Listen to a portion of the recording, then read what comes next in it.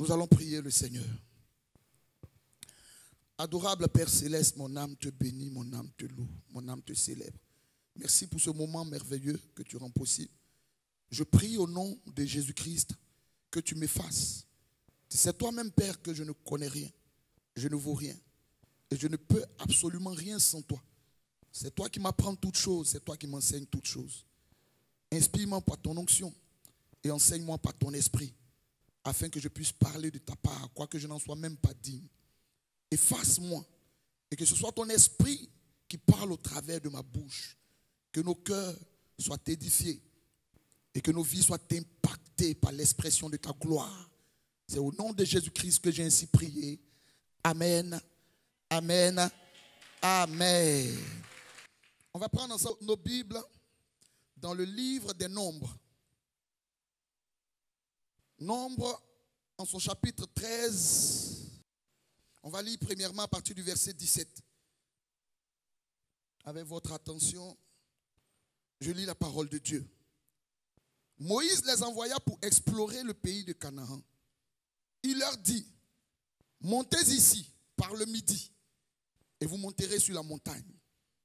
Vous verrez le pays, ce qu'il est, et le peuple qui l'habite, s'il est fort ou faible, s'il est en petit ou en grand nombre, ce qu'est le pays où il habite, s'il est bon ou mauvais, ce que sont les villes où il habite, si elles sont ouvertes ou fortifiées, ce qu'est le terrain, s'il est gras ou maigre, s'il y a des arbres ou s'il n'y en a point.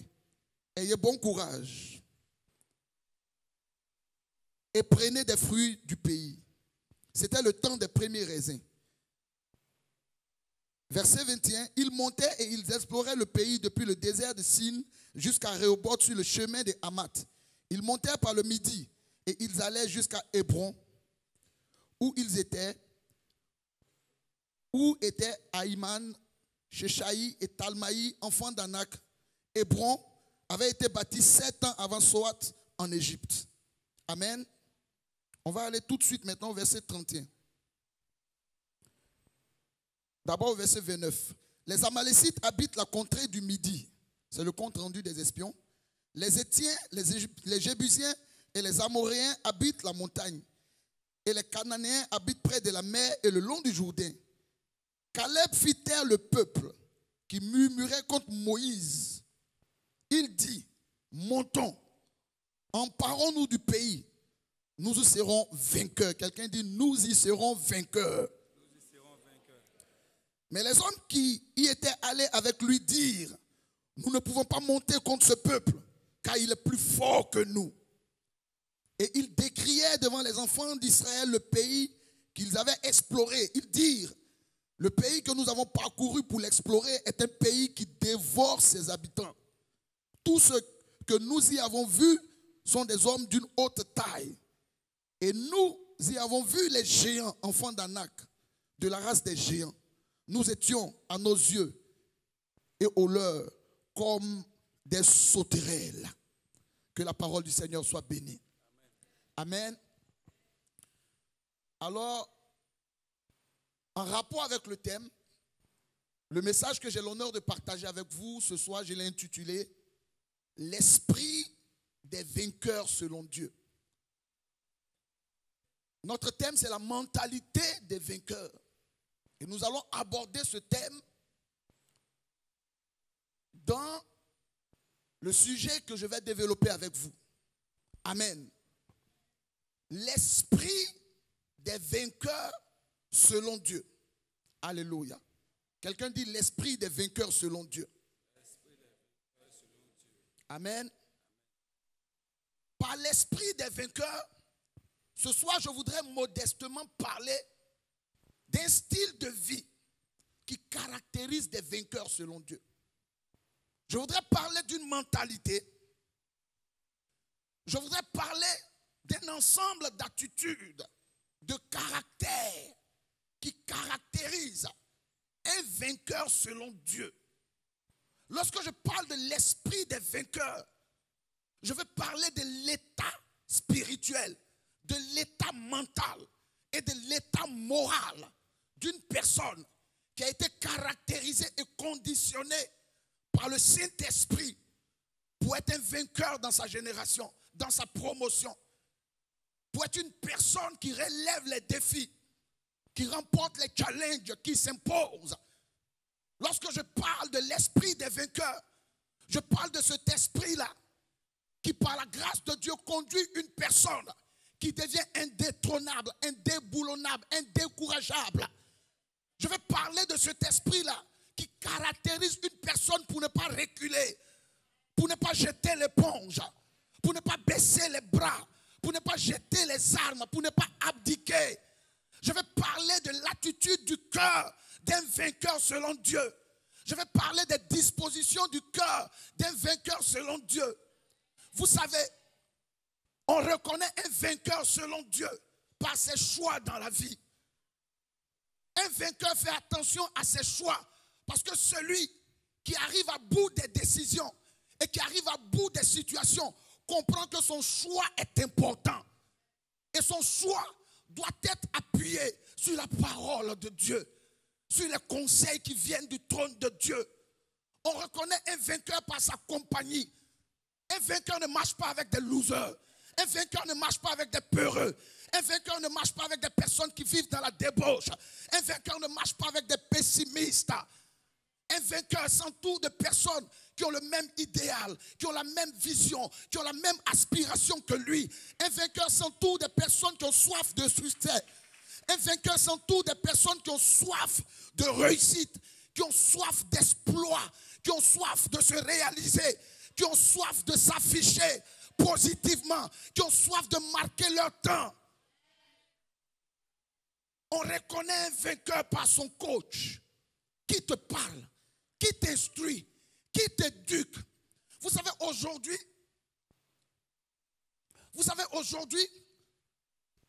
la fonction de coaching est en train d'être développée dans le monde entier. On fait du coaching en management, on fait du coaching en finance, on fait du coaching en sport. Pourquoi? Parce que le monde est en train de comprendre. Les hommes, peu importe leur race, sont en train de comprendre que peu importe ton talent, peu importe ton potentiel, si tu n'as pas un bon coach pour te placer au bon poste, pour te faire rentrer en jeu au bon moment, tu peux échouer avec ton potentiel. Tu peux échouer avec ton talent. Tu as besoin d'un coach qui a l'expérience de la victoire. Tu as besoin d'un coach qui a déjà surmonté des situations. Tu as besoin d'un coach qui croit en toi. Un coach qui respecte ta valeur. Un coach qui respecte ton âme, qui respecte ta destinée, qui respecte ta vision, qui respecte ton avenir. Le drame qui arrive souvent des enfants de Dieu, c'est qu'avec un grand potentiel, ils ne tombent pas sur le bon coach. Est-ce que je parle à quelqu'un? Le coach est comme l'orpailleur. C'est cette personne-là qui, au lieu où les gens voient de la boue, lui voit de l'or en bas de la boue. Le coach sait détecter la qualité divine en toi, des aptitudes divines, un potentiel. Et le coach sait te placer. C'est pourquoi ceux qui réussissent sont ceux qui écoutent leur coach. Ceux qui réussissent ne sont pas forcément les plus talentueux, mais ce sont ceux qui sont soumis à un coach.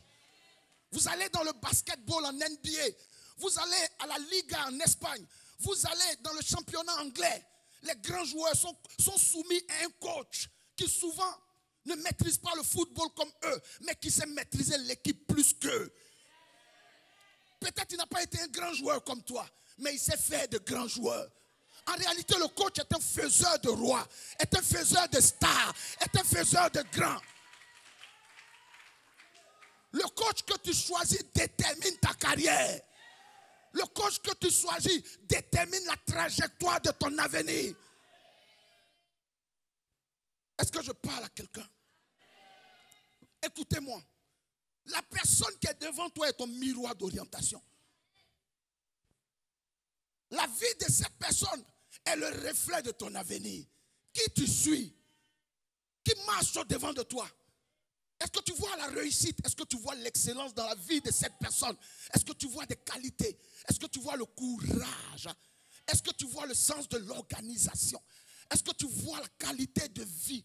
Est-ce que tu vois le sens de la structuration? dans la vie de la personne qui est en train de te conduire.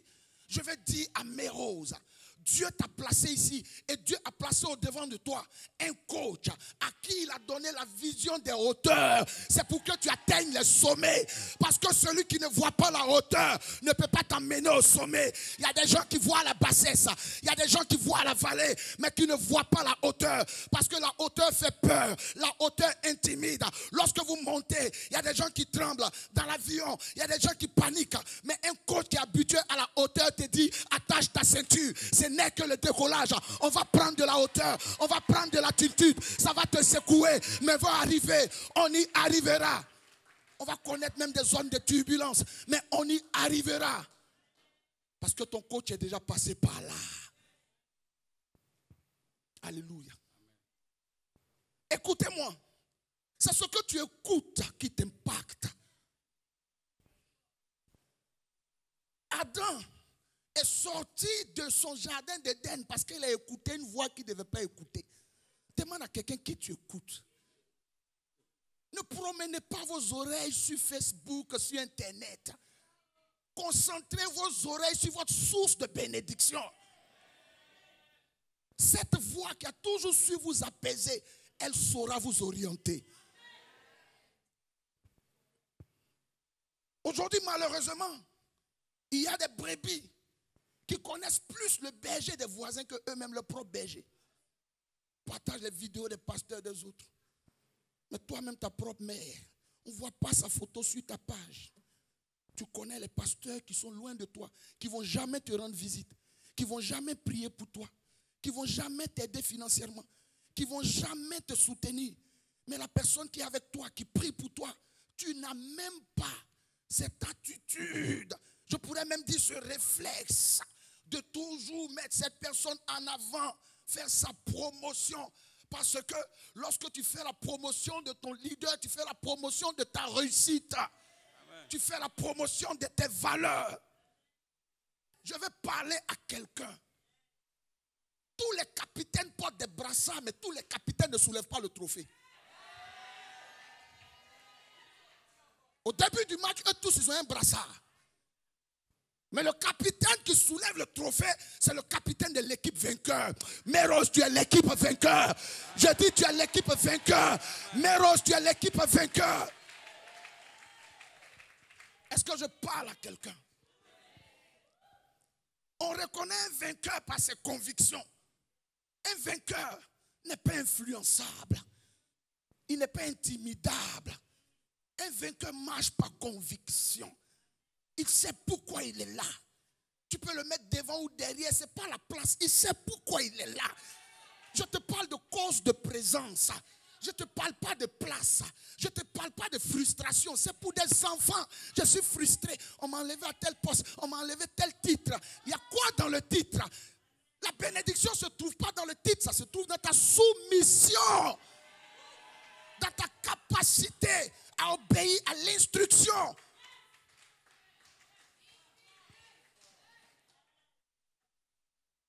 Est-ce que je parle à quelqu'un? Est-ce que je suis en train de parler à quelqu'un? Écoutez-moi. La plupart du temps, je veux que quelqu'un ouvre ses oreilles. On envie ce qui ne vaut même pas. Oh, je répète. Oh. On envie ce qui ne vaut même pas. Pourquoi? Parce que l'être humain, lorsqu'il est à l'intérieur, il convoite l'extérieur. Il n'apprécie plus l'intérieur. Il se familiarise. Adam s'est familiarisé au jardin d'Éden. Il s'est habitué, il a trouvé que c'était normal. Écoute-moi très bien. La qualité n'est pas quantitative. La quantité se compte, se mesure, mais la qualité s'apprécie. Ça s'apprécie. Lorsque Dieu te permet d'avoir des paroles, des enseignements de qualité, ce n'est pas le nombre de paroles. Une seule parole peut t'élever. Il suffit de l'attraper. Ce n'est pas des bavardages. Il y a ceux qui parlent, il y a ceux qui bavardent. Dans la parole, il y a l'enseignement. Dans la parole, il y a l'instruction. Dans les bavardages, on va passer tout le temps à te donner des révélations. Mais rien ne change dans ton attitude, dans ton style de vie. Dans ta vie chrétienne, dans ta marche avec le Seigneur, on ne voit pas de changement. Un vainqueur, c'est un homme de conviction. Vous êtes jeune. Si vous voulez aller loin, soyez des personnes de conviction. Lorsque tu es une personne de conviction, on ne peut pas te distraire. On ne peut pas te distraire. Tu ne vagues pas à tout vent de doctrine. Parce que tu comprends que tu es dans l'essentiel. Et c'est l'essentiel qui mène au ciel. On reconnaît un vainqueur par sa détermination, par son courage. Un vainqueur ne recule pas devant les obstacles. Parce que lorsque tu as l'esprit des vainqueurs selon Dieu, l'obstacle est une opportunité de miracle. L'obstacle est en train de t'annoncer que Dieu va opérer un miracle. Dieu va faire quelque chose d'extraordinaire dans ta vie. Écoutez-moi très bien. Un vainqueur ne voit jamais les choses de la même manière que les autres. C'est pourquoi je vais maintenant aborder la mentalité du vainqueur. Ce qui détermine un vainqueur, s'il vous plaît, ce n'est pas sa taille, ce n'est pas sa forme, ce n'est pas son teint, ce ne sont même pas ses origines familiales, ce ne sont même pas ses moyens. Deux boxeurs portent les mêmes gants, l'autre même peut porter des gants d'une marque importante, mais ce n'est pas ça qui va te donner la victoire. Le vainqueur, c'est dans sa tête. La victoire, elle est déjà acquise dans sa tête, dans son mental. Il construit la victoire, il élabore la victoire. Il a bâti dans sa tête. Il comprend qu'il n'a même pas le droit de perdre. Ça ne fait pas partie de ses options. Ça ne fait même pas partie de ses options. Il est conditionné pour gagner, programmé pour gagner. Il a été enseigné pour gagner. On lui a même appris que le fait de connaître l'échec n'est pas la défaite. C'est juste prendre du recul pour bien se préparer. Un vainqueur comprend que l'échec n'existe pas. L'échec, c'est le fait de ne pas se donner suffisamment de moyens pour réussir. L'échec, c'est le fait de ne pas travailler, de ne pas étudier, de ne pas apprendre, de ne pas bien se préparer, de ne pas guetter le bon temps, le bon moment, la bonne opportunité pour te lancer. Donc le vainqueur, même lorsqu'il échoue, c'est juste une occasion pour encore retravailler, se préparer. Peut-être que je n'ai pas suffisamment prié, peut-être que je n'ai pas jeûné, peut-être que mon coach, mon ange n'a pas parlé. Le vainqueur ne se lance pas sur la base de ses forces, mais le vainqueur est porté par la parole de son ange, par la parole de sa mère, de son père, de son guide spirituel. Écoutez-moi, lorsque tous les disciples du Seigneur ont vu le Seigneur marchant sur les eaux, eux tous ont été épouvantés, eux tous ont été effrayés. Mais Pierre s'est ressaisi, il a dit au Seigneur, Seigneur Jésus, si c'est toi, dis-moi de venir. Le Seigneur lui dit, viens. Mais Pierre n'a pas marché sur les eaux, Pierre a marché sur, viens, viens. Tant qu'il a compris, viens, il s'appuie sur viens. Les eaux lui obéissaient. Les eaux obéissaient à chacun de ses pas. Il a oublié, viens. Il a commencé à regarder au vent qui souffle. Il a commencé à regarder aux vagues. Il a commencé à regarder à la tempête. Il a oublié, viens. Il a commencé à se noyer. Je veux dire à quelqu'un, si la parole de Dieu qui sort de la vie, de la bouche, de ton coach, de ton leader, tu peux t'appuyer là-dessus. Tu marcheras sur les circonstances. Tu marcheras sur les situations. Tu relèveras les défis. Tu écraseras les serpents, les scorpions et toute la puissance de l'ennemi. Et rien, je dis rien ne pourra te nuire. Je dis rien ne pourra tenir. Je dis rien ne pourra tenir devant toi.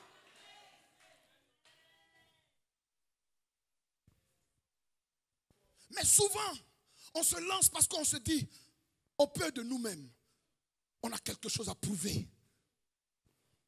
On a quelque chose à montrer. On veut montrer que c'est nous. On peut se passer du coaching, on peut se passer du conseil, on peut se passer de la supervision. Mais écoutez-moi très bien, la couverture spirituelle, elle est non seulement au-dessus de ta vie pour te protéger, mais pour te conditionner. Écoutez-moi, lorsque tu es couvert, c'est comme un œuf qu'une poule couvre. La chaleur de la poule va faire éclore l'œuf. lorsque tu es couvert, il y a des choses qui sont en train d'être produites en toi. Il y a des choses qui sont en train d'être réveillées en toi. Moïse, en tant que le leader du peuple d'Israël, avait entendu une parole. Vous savez, chaque leader a entendu une parole. Je vais parler à quelqu'un. Chaque fois que tu te détournes de ton leader, tu te détournes de la parole que le leader a entendue pour toi. Est-ce que je suis en train de parler à quelqu'un? Il y a une parole que celui qui marche au devant de toi a entendue de la part de Dieu. Quand Dieu met un guide, un conducteur au devant de toi, cette personne a entendu une instruction de Dieu, un ordre de Dieu pour te conduire vers une destination précise. Dieu a dit à Moïse, fais sortir mon peuple de l'Égypte, 1. Et 2, amène mon peuple à Canaan. Alléluia. C'est ce que Moïse a entendu. Souvent, dès qu'on sort de l'Égypte, dès qu'on nous sort des liens de la malédiction, dès qu'on chasse nos démons, dès qu'on commence à manifester un peu d'onction, dès qu'on commence à avoir une vie de prière qui commence un peu à briller, on pense qu'on n'a plus besoin du guide. Mais le guide, ce n'est pas juste te faire sortir de l'Égypte. Il y a Canaan qui est là. Il dit, sors de l'Égypte et amène-les à Canaan. Mais souvent, dès qu'on est guéri, on n'a plus besoin du guide. Dès qu'on a eu l'emploi, le travail, on n'a plus besoin. Dès qu'on a eu l'enfant, on n'a plus besoin du guide. On n'a plus besoin de notre mère. Non, son robe a une double facette. Elle devait te sortir de la stérilité et t'emmener dans ta destinée. Te sortir du chômage et t'emmener dans ta destinée. Te sortir de la malédiction et t'emmener dans ta destinée. Te sortir des ténèbres et t'emmener dans ta destinée. Te sortir de la pauvreté et t'emmener dans ta destinée. Mais on n'est pas suffisamment patient pour expérimenter le deuxième pan de la mission.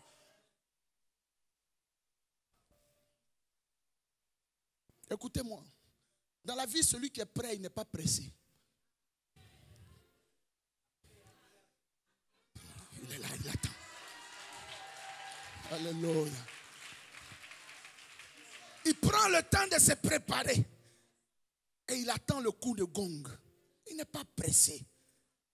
Il sait que dès qu'ils vont siffler, il va démolir l'adversaire. Il n'est pas pressé.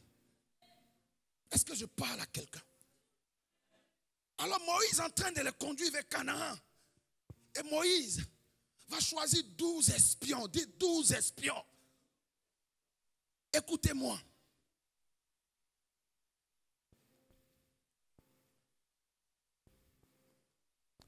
Merci maman. Que le Seigneur te bénisse.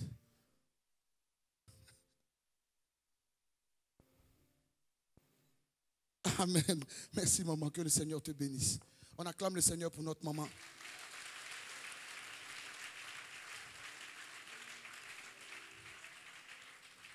Qui a aménagé mon temps de parole. Que Dieu te bénisse maman. Alléluia. Alors comme je disais tantôt, dis à quelqu'un 12 espions. Écoutez-moi très bien. Lorsque Dieu a parlé à Moïse, Moïse était seul. Mais c'est Moïse qui choisit les espions. Un espion par famille, un espion par tribu. Il y a 12 tribus, ça fait 12 espions. Moïse leur explique ce que Dieu lui a dit. Dieu dit, on va prendre Canaan. C'est notre portion, c'est notre partage, c'est notre héritage. On va posséder. Moïse dit, allez voir comment le pays est. Allez le prospecter. Allez faire une étude de faisabilité. Allez voir les possibilités sur le terrain. Mais souvent, les espions, qui sont des proches collaborateurs que Moïse choisit, sur le terrain ne font pas ce que Moïse veut, mais viennent effrayer le peuple. Viennent donner des rapports alarmants, des rapports qui découragent, des rapports qui affaiblissent, des rapports qui divisent. Moïse dit, allez voir et venez me dire à moi. Mais j'ai remarqué que dès que les espions arrivent, au lieu de prendre Moïse de côté, ils commencent à parler devant tout le peuple. Parce qu'ils veulent effrayer le peuple. Ils veulent décourager le peuple. Ils veulent diviser le peuple. Écoute-moi très bien. Lorsque Dieu te met auprès d'un grand, tu es l'œil du grand, tu es son oreille, tu es sa bouche. Tu dois voir ce que le grand voit, tu ne dois pas voir autre chose. Si ton leader ne voit pas de difficultés, ne voit pas de difficultés. Ton leader ne voit pas de problème. Pourquoi toi tu vois un problème? Moïse ne voit pas de blocage. Mais pourquoi toi tu vois un blocage? Un espion, il est l'œil du guide, du berger. Ils vont, ils reviennent. Ils veulent décourager. Je veux dire à quelqu'un, si quelqu'un parle un langage autre que ton guide, ferme tes oreilles. Ça va polluer ta mentalité. Ça va polluer, ça va obscurcir ton intelligence. La Bible dit quoi? En Romains 12, à partir du verset 2. Il dit, soyez transformés par le renouvellement de l'intelligence, afin que vous discerniez quelle est la volonté de Dieu, ce qui est bon, agréable et parfait pour Dieu. Pas pour nous, mais pour Dieu. S'il dit soyez renouvelés, c'est que notre intelligence, avant d'être en Christ, était vieillot, caduque, périmée, expirée. Il faut l'actualiser. Mais il y a des gens qui veulent fonctionner avec une intelligence mondaine dans la vie de Dieu. Il y a des gens qui viennent dans la maison de Dieu avec l'intelligence de leur famille, avec l'intelligence de leur département, avec l'intelligence de leur royaume. Mais tu es rentré dans un autre royaume et chaque royaume a ses principes. Chez nous, on ne parle pas comme ça. Mais ici, ce n'est pas chez vous. Ici, c'est la maison de Dieu. On se conforme à la parole de Dieu. Moi, on ne me parle pas comme ça. Moi, on ne me dit pas ceci. Moi, on ne me fait pas cela. Mais c'est avec le moi, depuis tu n'avances pas. Laisse-moi.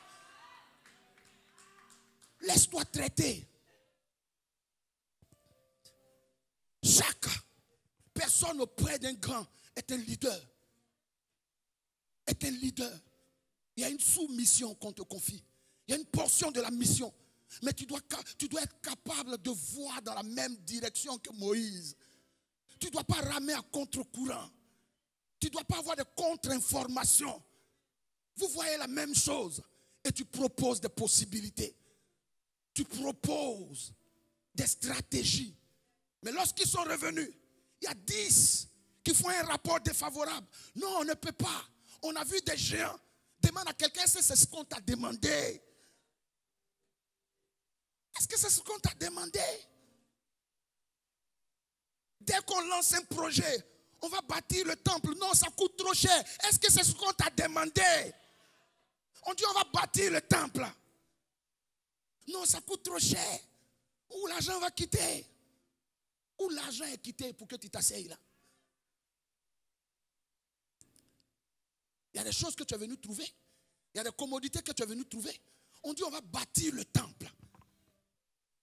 Lorsque tu es un espion de Moïse, tu vois dans la même direction que Moïse. Tu cherches, qu'est-ce que je dois apporter pour bâtir le temple? Ce n'est pas qui va nous aider. Tu dis, moi, qu'est-ce que je dois faire? Qu'est-ce que je peux faire? Qu'est-ce que je peux donner? J'ai quelque chose. J'ai mon temps. J'ai ma force. J'ai mes petits moyens. J'ai mes petites ressources financières. Je dois participer. Moïse dit, on a un temple à bâtir. Moïse dit, on a le siège à bâtir.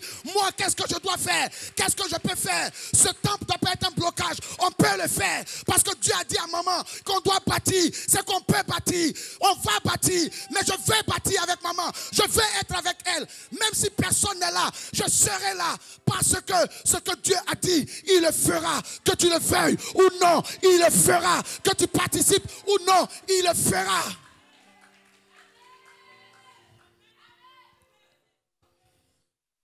Même si les gens de la maison lésinent sur les moyens, nous autres de dehors, qui avons vu la bénédiction, on va venir se greffer.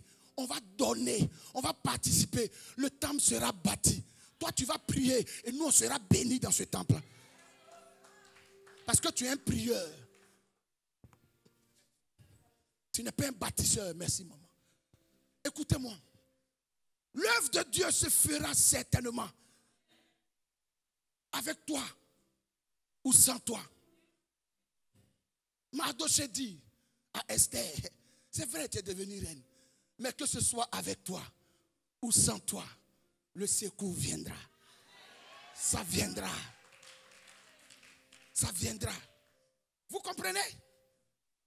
Un leader selon Dieu pense au projet de Dieu. Mais comment maman peut se lever, bâtir un grand temple, alors que les églises n'ont même pas un temple de votre superficie? Pourquoi elle ne se contente pas de ce temple qui peut prendre jusqu'à 2000 personnes? Pourquoi elle ne se contente pas? Dieu veut que vous alliez plus loin. Dieu vous voit encore dans une dimension encore plus grande. Mais les 10 arrivent. Ils oublient ce que Moïse leur a demandé. Ils disent à Moïse, mais c'est vrai. Et devant le peuple, oui, on a vu ici, on a vu les fruits, on a vu le lait dont tu parlais. Oui, Dieu t'a parlé de lait, on a vu le lait, on a vu le miel. Mais on a vu des géants.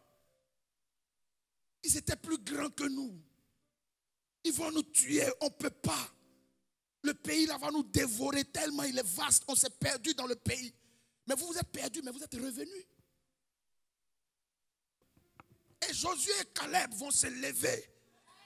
Ils vont être animés d'un autre esprit que j'appelle l'esprit des vainqueurs. Caleb va leur dire, taisez-vous. Caleb leur dit, taisez-vous. Alors que Dieu n'a pas parlé à Caleb, c'est Moïse qui a parlé à Caleb. J'ai compris que la parole de ton leader te fortifie, te galvanise. Parce que Caleb s'est attaché à la voix de Moïse. Il s'est attaché à la parole de Moïse.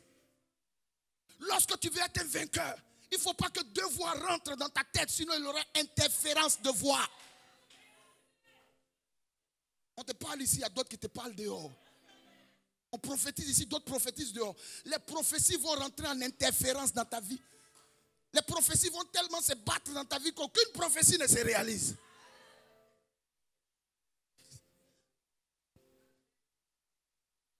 Est-ce que je parle à quelqu'un? Caleb va les faire taire. Il dit, ne parlez pas comme ça. La Bible dit, n'appelez pas conjuration ce que ce peuple appelle conjuration. N'ayez pas le même langage que des gens qui n'ont pas de Dieu, qui n'adorent pas le Dieu vivant, qui n'adorent pas le Dieu véritable. Lorsque les gens sont en train de vous parler de difficultés, parlez-leur de facilité. Lorsqu'on vous parle de guerre, parlez de paix. Lorsqu'on vous parle de malheur, parlez de bonheur. Parce que vous avez un Dieu. Et ce Dieu est le Dieu de la délivrance. C'est le Dieu de la victoire. C'est le Dieu de la gloire. C'est le Dieu qui donne la réussite. Ne regardez pas la montagne, mais parlez à la montagne. Souvent on est devant la montagne, on pleurniche, alors qu'il dit dans sa parole, si tu dis à cette montagne, ôte-toi de là, va te jeter dans la mer. La montagne ira se jeter. Mais nous sommes fils de Dieu. Nous pleurnichons devant la montagne. D'autres même négocient à la montagne. Eh montagne, s'il te plaît, quitte devant ma vie. Regarde comment je souffre. Eh problème. Aie pitié de moi. Mais tu as l'autorité en toi. Tu as l'esprit de Dieu en toi. Dis à la montagne, tu t'es trompé de positionnement. Ma vie n'est pas la vie d'une montagne. Tu t'es trompé d'endroit. Je t'ordonne, dégage de ma vie. Quitte ma vie. Va loin de ma vie. Je n'ai pas été né pour être bloqué. Je n'ai pas été né pour stagner. Je ne suis pas né pour stagner. Est-ce que je parle à quelqu'un? Cette mentalité des vainqueurs, je veux dire qu'elle est construite. Je veux dire qu'elle est préparée. On ne se lève pas pour aller remporter des médailles. On se prépare. On se prépare spirituellement. On se prépare psychologiquement. Dans l'ombre d'un champion, il y a des préparateurs. Il y a des personnes qui font la médaille et le champion va remporter la médaille. Il y a des personnes qui font le trophée et le champion va brandir le trophée. Ils sont derrière. Ils ne cherchent même pas à se faire voir. Mais ils parlent au champion. On lui donne des instructions. C'est vrai, tu t'appelles Usain Bolt. Tu sais courir, mais écoute-moi. Tu as un mauvais départ. Tant que ton départ est mauvais, tes adversaires peuvent prendre de l'avance sur toi. Voici comment tu dois faire. Sois concentré. Tu es un peu distrait. Garde la distraction pour la fin. Concentre-toi au début de ta course. Lorsque tu gagnes, tu pourras t'amuser. On l'appelle un coach. Il ne reçoit pas de médaille, mais il fait la médaille. il fait la médaille. Une mentalité de vainqueur est préparée dans un laboratoire. On ne prépare pas la nourriture au salon, la sert au salon, elle est préparée dans la cuisine. Il y a une mère qui rentre en cuisine, qui affronte la chaleur, qui affronte le feu, qui est brûlée. L'huile tombe sur elle, le couteau la coupe, mais elle ne pense pas à ses blessures, à ses brûlures. Elle pense au repas que la famille doit manger. Elle ne pense pas à la chaleur, mais elle pense au repas. Elle est en train de préparer des grands. Elle est en train de préparer des leaders. Elle est en train de préparer des vainqueurs. Elle est en train de préparer des champions dans sa cuisine de l'Éternel. Elle a des condiments. Elle a la vérité avec elle. Il y a la parole avec elle. Il y a l'enseignement avec elle. Il y a l'onction avec elle. Elle met dans ta vie. Soumets-toi.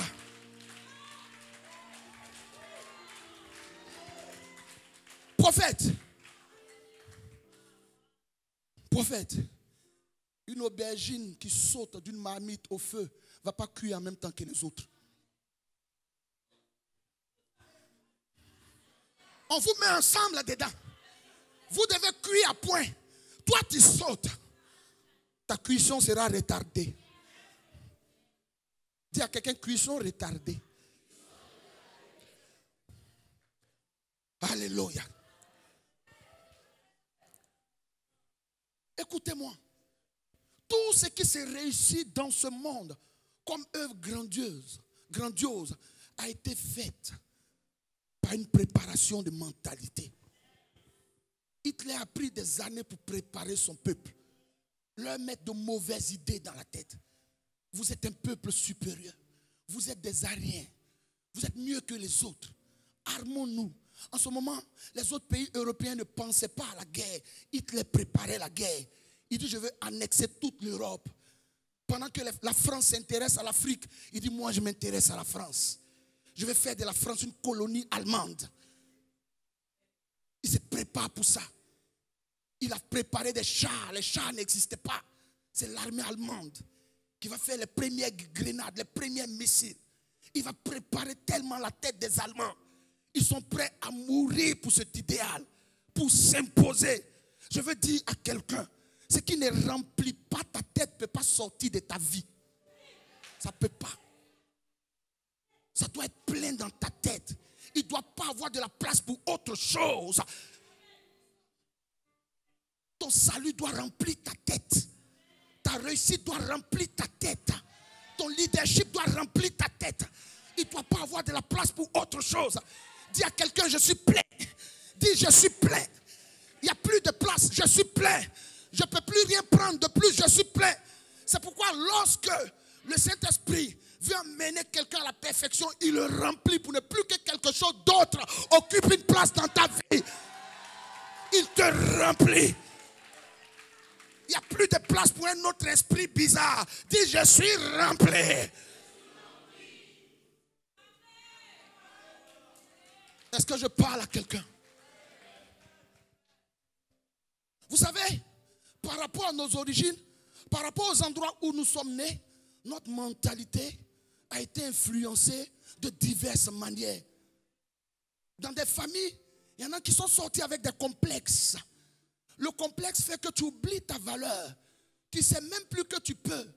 Il y a des femmes qui ne croient pas en leur beauté parce qu'on les a rabaissées. Donc, elles ne croient pas en elles. Il y a des personnes qu'on a battues dans leur vie. Donc, qui ont toujours peur. Dès qu'ils sont dans une relation, donc que ces personnes-là sont dans une relation, ces personnes-là développent une peur. Non, mais tu as l'impression qu'on va te battre encore. Que le monsieur ressemble à ton papa, c'est un homme. Donc, il y a toute cette mentalité avec laquelle tu arrives. Il faut d'abord déposer cette mentalité au pied de l'autel, au pied de la croix. Et accepter de rentrer dans le laboratoire. On doit refaire ta mentalité. On doit te rééduquer spirituellement. C'est ce qui manque aux évangéliques. Les chrétiens évangéliques sont brouillons, ils sont désordonnés. Ils parlent mal de leur pasteur, ils critiquent leur guide spirituel. Pendant que dans une autre congrégation, ils n'osent même pas approcher le guide. Ils ne discutent même pas. Même quand ils ne comprennent pas, ils font. On a beaucoup à apprendre d'eux. Ils protègent leur guide. Pourtant, leurs guides font des bêtises, pas possible. Mais ils les couvrent, ils les protègent. Ils les défendent. Parce qu'ils comprennent que le guide est le garant de ton avenir. C'est le garant de ta réussite. Ta mentalité, tant qu'elle n'est pas assainie, elle va te faire défaut un jour. Elle doit être libérée du pessimisme, des complexes, de la peur, du manque de courage. Elle doit être libérée de ces choses, mais par la parole de Dieu. Et cette parole est apportée dans ta vie par le représentant, par la représentante de Dieu, Mérose. Il y a une voix qui doit parler dans ta vie. C'est une voix mandatée, une voix autorisée. Il y a un de mes fils qui dit, au ciel, il y a une reconnaissance vocale.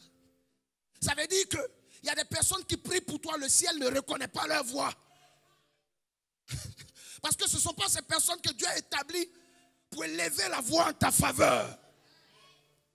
Mais lorsque la voix autorisée, la voix mandatée s'élève vers le ciel dispose des provisions pour toi.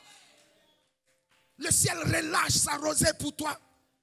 C'est cette voix-là qui doit t'instruire. Vous savez, l'être humain est un être tripartite. Il est constitué de 3 entités. Le corps, l'âme et puis l'esprit. Ton corps se nourrit de tout ce qui sort de la terre. Ton âme est nourrie par la parole de Dieu. Ton esprit se nourrit de la communion avec Dieu, de la prière, de l'adoration. C'est ce qui nourrit ton esprit. Cet être que tu es a besoin qu'une source t'approvisionne. Mais qui t'approvisionne? Qui met ce qui est dans ta tête? Qui te donne ces idées? Qui met dans ta tête des idées pour que tu puisses entreprendre, pour que tu puisses te lever contre des choses qui t'avaient longtemps effrayé. Josué et Caleb ont parlé différemment parce que longtemps ils ont écouté Moïse. Ils ont écouté Moïse. Moïse ne leur parlait pas de l'adversaire, mais Moïse leur parlait de leur destinée. Moïse ne leur parlait pas de l'adversaire, mais Moïse leur parlait de leur promesse. Lorsque ton leader te parle de quelque chose, attache-toi à cette chose. Conditionne ton intelligence à s'attacher à cette chose. Lorsque ton leader te parle de Dieu, te présente Dieu, attache-toi à cette présentation de Dieu. Même si tu arrives à l'école, qu'un professeur de philosophie est en train de te dire autre chose, il faut comprendre que lui, il ne sait pas de quoi il parle. Il ne sait pas de quoi il parle. Toi, tu as déjà compris ce que Dieu représente dans ta vie. Tu as déjà compris. Ils ont dit au peuple, taisez-vous. Je vais dire à quelqu'un, lorsque tu es dans un entourage où on est en train de te dire des choses qui vont casser ta foi, dis-leur, taisez-vous, quitte au milieu d'eux. Ne marchez pas avec des gens qui ne vous apprécient pas. Ne marchez pas avec des gens qui ne peuvent pas vous complimenter, qui ne peuvent pas vous féliciter. Parce que dans la vie, celui qui ne se réjouit pas de ton bonheur souhaite ton malheur. Celui qui ne rit pas quand ça va chez toi, il souhaite ton malheur. Ne marchez pas avec des gens qui ne croient pas en vous, qui ne voient jamais le bon en vous, qui ne voient jamais de valeur en vous. Ne marchez pas avec des personnes qui ont la tendance de vous rabaisser. Parce qu'il y a des personnes qui veulent que vous soyez à leur pied pour se sentir grand. Mais on peut marcher dans le respect mutuel. On peut marcher dans la considération mutuelle. Alléluia. Est-ce que je parle à quelqu'un? Josué et Caleb leur ont dit, taisez-vous. Ce que vous êtes en train de dire n'a rien à voir avec la mission qu'on vous a confiée. Ce que vous êtes en train de dire va dans le sens de la peur. Je vais parler prophétiquement à quelqu'un. Je vais parler de la part de l'Esprit de Dieu à quelqu'un. Tant que tu t'attacheras à ce que Dieu te dit par la bouche de ta mère, aucun ennemi ne tiendra au devant de toi. Parce que ce qui sort de la bouche de ton ange vient de Dieu.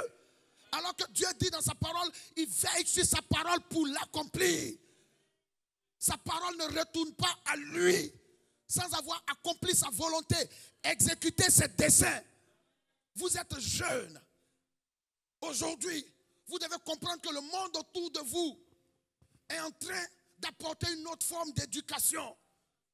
le monde en train de faire la promotion de la traîtrise, de la déloyauté.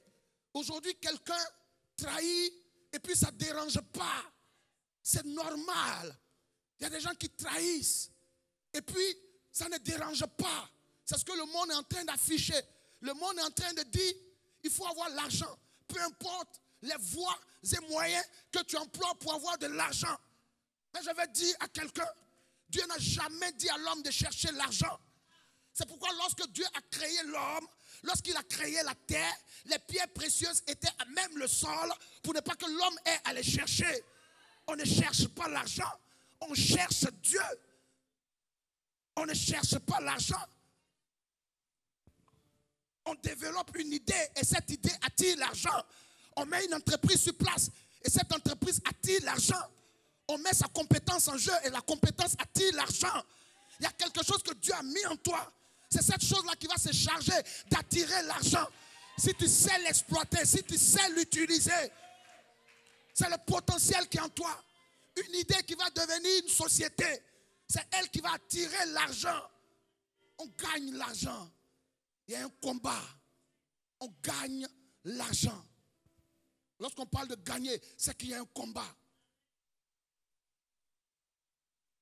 Mais notre travail consiste à réaliser notre destinée, à réaliser notre vision. Si tu réalises ta vision va se charger d'appeler la provision. Ça va venir parce que tu es en train de faire ce à quoi Dieu t'a appelé.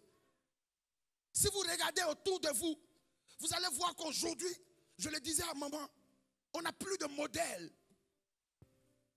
Les hommes sont sans repère parce qu'ils n'ont pas de modèle. Ils veulent ressembler à des personnes qui ne sont pas des valeurs, qui ne sont pas des références. Des personnes qui n'incarnent pas une vie qui plaît à Dieu, une vie consacrée à Dieu. On veut leur plaire. Pendant qu'on est dans l'église, dans la maison de Dieu, nos icônes sont des personnes qui sont dans le monde. Elle est à la télé, elle sort à la télé tous les jours, elle ne travaille pas. Elle est toujours dans les shopping, elle ne fait rien. Et toutes les filles d'Abidjan veulent être comme elle. Elle ne fait rien. Tous les jours, là, on la filme. Elle rentre dans la douche, on la filme. Elle sort de la douche, on la filme. Elle est en peignoir, on la filme. Elle change de perruque, on la filme. Et toutes les filles veulent être comme elle, sans comprendre. Ça n'a même pas de sens. Mais la Bible dit que toi, tu es descendant de Sarah. Toi, ton modèle, c'est Sarah qui appelait Abraham mon Seigneur. Qui était soumise à Abraham. Qui accompagnait Abraham, qui assistait, qui aidait Abraham à faire l'œuvre de Dieu. J'ai compris que si tu es dans la maison et que tu veux ressembler au voisin, c'est que tu es le fils du voisin.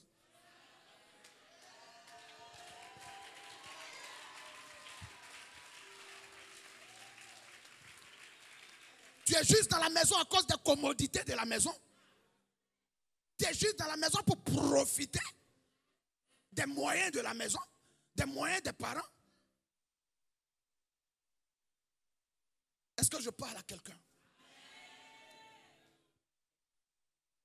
Mérose, jeunesse de Mérose, vous devez être une jeunesse à part. Je le disais hier, parce que les jeunes de notre mission aussi sont dans un camp de jeunesse. J'étais en train de leur dire, dans ce monde, il y a ceux qui poursuivent une illusion et il y a ceux qui veulent réaliser leur vision. Celui qui poursuit une illusion, c'est celui qui pense que sans Dieu, il peut se réaliser. C'est celui qui pense que l'alcool peut l'aider, la drogue peut l'aider.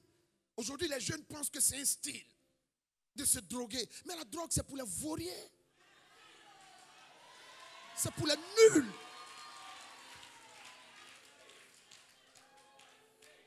L'alcool, c'est pour les désœuvrés. C'est pour des perdants. Quelqu'un qui a l'esprit des vainqueurs selon Dieu ne perd pas son temps dans ces choses-là.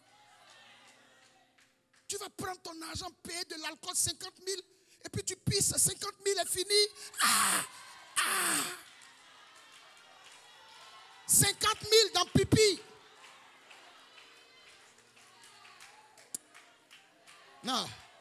Non, tu n'es pas bête, il y a bête. en toi-même.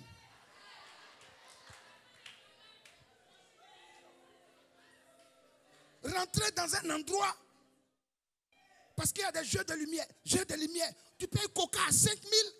Tu dis quoi? Il y a un analphabète qui est assis dans une cabine là-bas, qui chante ton nom, tu lui donnes ton argent. Mais toi aussi chante son nom.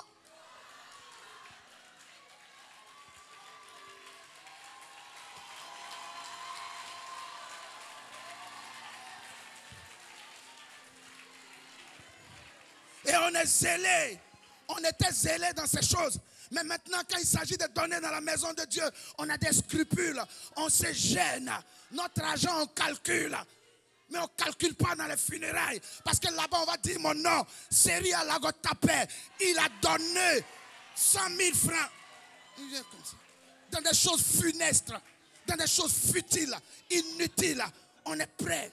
Là-bas, on ne nous exhorte pas. Il vient. Il est prêt à donner. Mais lorsqu'il s'agit de faire avancer le royaume de la gloire, le royaume de la lumière, on est là. On lésine sur nos miettes. Écoutez-moi très bien. Ce que tu mets à la disposition de Dieu ne va jamais te manquer. Si Dieu te donne quelque chose et que cette chose ne sert pas à Dieu, tu seras privé de cette chose. Ce que Dieu te donne, c'est pour l'honorer, c'est pour le servir, c'est pour le glorifier. Moi, j'aime la parole. C'est-à-dire la révérende Maman Monet, j'aime son ministère. Quand je sais qu'elle doit prêcher, je prends mon argent. Il faut que je mette mon argent à ses pieds. C'est-à-dire, lorsqu'elle prêche, chaque offrande que tu sèmes dans une parole te permet de t'approprier cette parole. Il y a un droit d'auteur que l'offrande paye. Cette parole qui est libérée pour tout le monde. Tu mets ton cachet dessus. Tu mets ton cachet. Parce que c'est qu'elle est en train d'enseigner. Normalement, on doit payer pour rentrer à la Mer Rose pour écouter ça. C'est des enseignements de conférence. Mais vous les recevez. Parce que vous êtes un peuple à part. Vous êtes un peuple de choix. Et je prophétise que parmi vous, Dieu va faire sortir des diplomates. Dieu va faire sortir des femmes d'affaires. Dieu va faire sortir des footballeurs internationaux. Des athlètes, des sportifs internationaux. Dieu va faire sortir de grands hommes d'État, des ministres, de grands hommes politiques. Dieu va faire sortir des hommes de pointe de la Mer Rose. Je prophétise que la Mer Rose sera l'espoir de la Côte d'Ivoire. Dans ce pays, Dieu va susciter des jeunes hommes, des jeunes filles, avec l'éducation que vous avez reçue, avec la formation que vous avez reçue, avec la mentalité que vous avez reçue. Vous allez diriger ce pays. Vous allez prendre les rênes. Vous allez apporter vos valeurs dans des secteurs. Et Dieu va vous imposer. Je prophétise que Dieu fasse sortir des géants de la Mer Rose. Je prophétise que Dieu fasse sortir de grosses têtes de la Mer Rose. Que Dieu vous impose. Que Dieu vous rende incontournable, irremplaçable, indétrônable. Au nom puissant de Jésus-Christ. Est-ce que je parle à quelqu'un?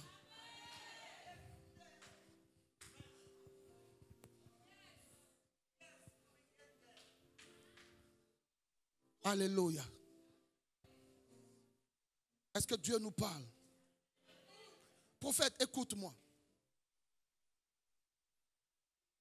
Tu sais, la différence entre un employeur et un employé, tu sais c'est quoi? C'est que l'employeur a plus d'ambition et de courage que l'employé. Un employeur, c'est quelqu'un qui décide de courir le risque de faire sa société. Ça peut ne pas marcher au début. Il a une ambition. Et par son courage, il va réaliser sa vision. Mais l'employé, c'est celui qui veut se contenter d'un salaire. On m'engage, il faut qu'on me garantisse juste le salaire. Il n'y a pas de risque pour lui. La société marche, ça ne marche pas, il a ses 100 000. Les chiffres d'affaires grimpent, il a toujours les mêmes 100 000. Même quand il fait rentrer 3 millions par jour, on lui donne 100 000 à la fin du mois. Maintenant, je vais te dire, La différence entre un perdant et un vainqueur, ce n'est pas que le vainqueur n'a jamais perdu. Mais chaque fois que le vainqueur perd, il y a quelqu'un pour lui dire c'est rien, on va s'entraîner encore, on va se préparer encore. Il doit avoir quelqu'un pour te recharger, dire recharge. Ayamasaka. C'est ta source qui te ressource pour que tu sois une ressource. Donc quand je commence à me vider, je dois me brancher. Ça veut dire que autant que vous êtes, vous pouvez être des chefs d'entreprise. Pourquoi? Parce que celle qui est à la tête est une chef d'entreprise. Regardez, la Mérose fonctionne comme une administration. Tout est structuré, chacun a sa place, chacun sait ce qu'il doit faire. Et la machine, on l'engraisse, il y a de l'huile qui passe là-dedans. Il y a des conseils, il y a des petits topos qui passent là-dedans. Lorsque tu vois un fidèle, la Mérose, tu vois l'excellence. Tu vois le gars dans son habillement, tu vois la jeune fille, tu vois que ça c'est la Mérose. Mais ça dépend de ta source. Quelqu'un qui a passé son temps à voir son papa comme manœuvre n'a pas l'ambition de devenir patron. On ne l'a pas éduqué à ça. Son père était un ouvrier. C'était un manœuvre. Mais un fils d'ouvrier peut devenir patron. Comment? Quand il commence à marcher avec des fils de patrons. Les hommes marchent par esprit. Vous allez voir les drogués marcher ensemble. Ils ont leur démarche. Ah mon vieux. Les gars, c'est comment? Les buveurs de Gbélé marchent ensemble. Ils sont secs. Ils ont les yeux rouges. C'est-à-dire, coup, ça suce ton sang. Eux tous, ils se ressemblent. Ils sont secs, on dirait magne fumée.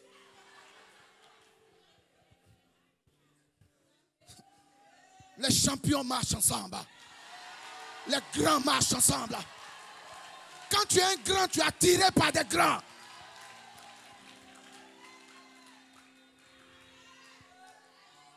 Écoutez-moi. Je vais finir par vous dire qu'on reconnaît un vainqueur par son environnement. Quand tu es un vainqueur, il y a des environnements qui ne te plaisent pas.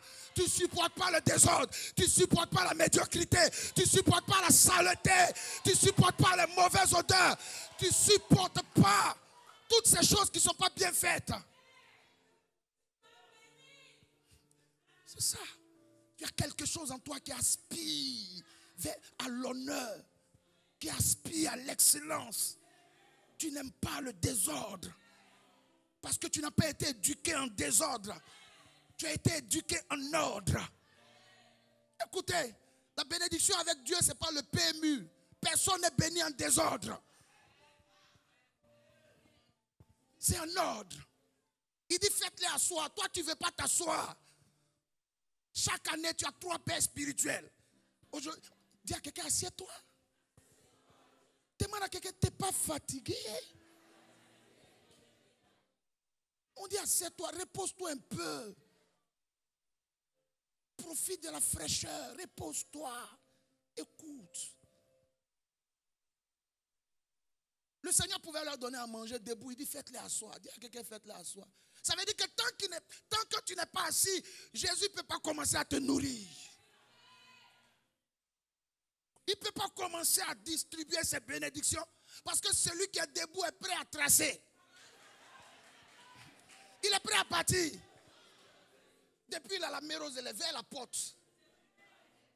Il attend de prendre, il va tracer. Dis à quelqu'un, si tu ne t'assois pas, tu vas vieillir debout. Dis-lui ça. Il y a des racines qui vont pousser.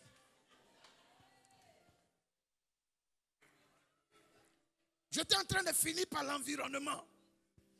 Un vainqueur s'implique dans son environnement. Un vainqueur s'implique dans son milieu. Un vainqueur apporte sa contribution pour embellir, pour faire avancer, pour équiper.